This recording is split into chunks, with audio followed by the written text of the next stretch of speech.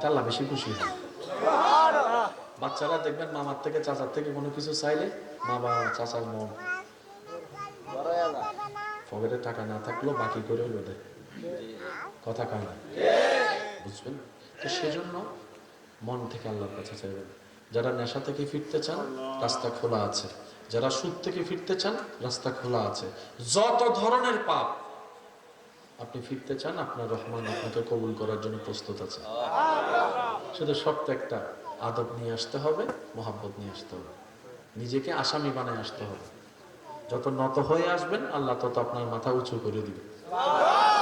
আপনি যে নেশা থেকে বাঁচতে চাচ্ছেন, একদিন দুদিন না খাবেন, শয়তান যে আপনাকে ছেড়ে দিবে বিষয়টা তা না।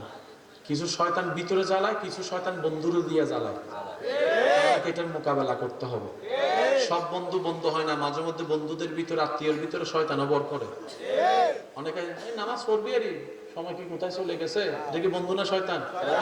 দোস্ত এক টান দেয় না, তুই এক টান না দিলে পুরুষ কেমন হইবি, এটা কি বন্ধু না শয়তান?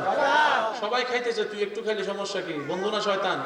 সেজন্য বন্ধু আলাদা করবেন, শয়তানও আলাদা করবেন, দেখবেন আপনার পথ সোজা হয়ে গেছে। যে তুই একজন আজকে আমার ভালোবাসতো, মনে মনে গাইলে যাইতেছে, খাইছে রে কি তা শুরু করছো হুজুরে।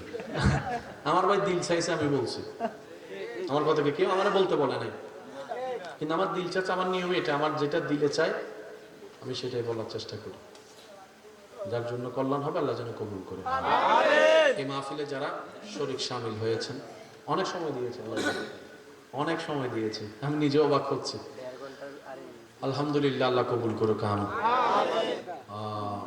এই মাহফিলে যারা প্রকাশ্যে গোপনে কাছে দূর থেকে সহযোগিতা করেছেন, আল্লাহ সবাই খেদমত কবুল করুক। যারা অসুস্থ আছেন তাদেরকে আল্লাহ শেফা দান করুক। আমিন। বাচ্চা অসুস্থ, দোয়া চেয়েছেন, আল্লাহ শেফা দান করুক। আমিন।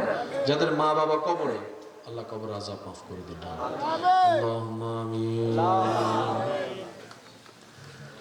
রব্বানা ইয়া রব্বানা, রব্বানা ইয়া রব্বানা, রব্বানা